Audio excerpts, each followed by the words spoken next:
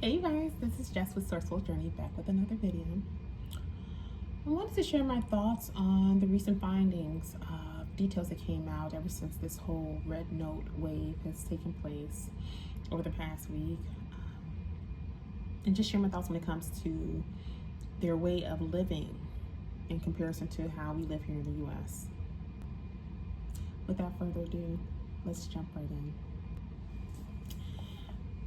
I know there's a sense of disgruntlement in the collective right now because of our recent findings with how others live in other countries outside of the United States.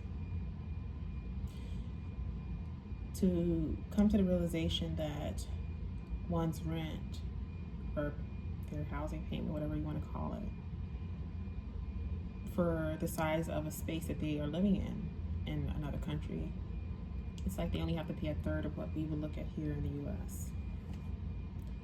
To come to the realization that you could be in debt and with hundreds of thousands of dollars that predominantly went towards your education, only to realize that same level of education in another country, you're looking at debt of less than $1,000 or less than $10,000 to be exact, to pay off, to clear your name and clear your credit, if you will.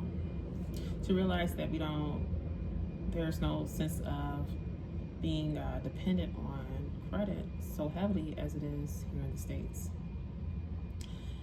To wake up every day and now you're seeing the word oligarchy being thrown out so heavily when it comes to describing the very country that you live in, that you love so dearly.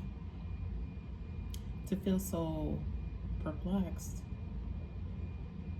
on why so many people are looking to move out in droves because of this new finding. But yet, you are still kind of caught between a rock and a hard place because you still love the very country you were born in. But at the same time, you're tired of that day-to-day grind for the businesses that are over the system, that truly are running the system that truly should be for the people. It's causing an outrage, an uproar, if you will, amongst the masses within the country because of the fact that for a lot of us, we feel like we've been played. Then there are some of us who truly feel like we've been played. We still have a soft spot when it comes to our love for this country and what it stands on. Then a lot of people say, oh, you're brainwashed. I'll tell you, even from my end, again, being that, for me personally, I'm a poli-sci grad, a political science grad. And yet, I knew when I went into the study itself why I felt so compelled to, why I had such a love and a passion about our government, and why I was just so enthralled with it all. I said in one of my older videos, I live, breathe, and eat this ish to the end. I still do. I still am just drawn to it when it comes to the notion of politics, when it comes to how it's ran, when it comes to the different systems and how they work. They're supposed to work in a cohesive fashion. They haven't really been doing it lately, but that is really how the original structure should have continued to move forward.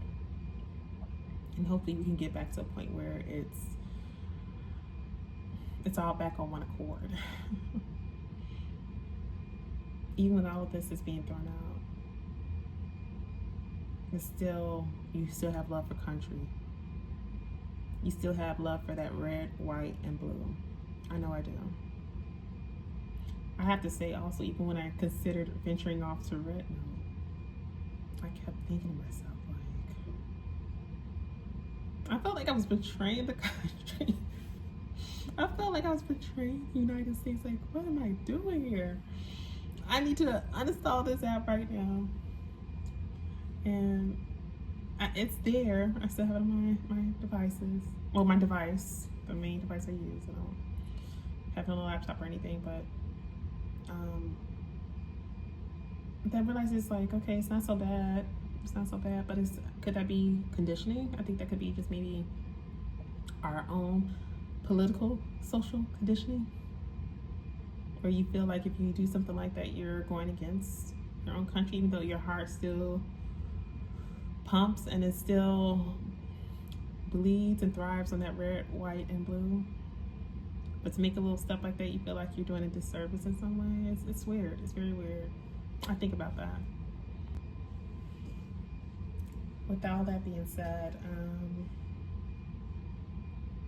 I feel that we are definitely at a turbulent time where things are starting to shift gears here. Who's to say maybe the superpowers can get to a point where they can be on one accord, maybe. Where it can truly be a benefit for both sides of the fence. That would truly be a beautiful thing to witness. And to do it in such a pious way, where there's no underhanded plans being worked behind the scenes against the other. I'm not saying that we all can agree to go out and hug a tree in one day or something like that. I'm not saying we have to be tree huggers or anything like that, but just as professionals, as business people, as those who truly love country on both sides, can we truly come to how should I say this, an amicable stance where we can allow the interaction, the intertwining of interactions amongst both sides of the fence? Can that ever be done? To put it plainly, is it something that's plausible at this stage? I guess we'll have to see. But I have to say this, to see the level of interaction from both sides and to see both sides of the fence when it comes to the citizens of both countries just crying because they're like, wow, we never thought we would see this day coming. And it comes to a realization that, wait, you guys don't really hate us Americans like that? Or for them to say, wait, you guys really don't hate us Chinese people that way? To hear and to see such emotion being shown on these videos, it's like, wow. How did we get to a point where these type of lies were spewed amongst both sides? And I would say, and why, but I think we know why. We're in 2025. Are we able to move beyond that facade and get into something better? I guess we just have to wait and see. That's all for this quick video, you guys. So don't forget to like, share, and subscribe if you haven't done so already. And until next time, sending you off the love and light. And I'll see you soon.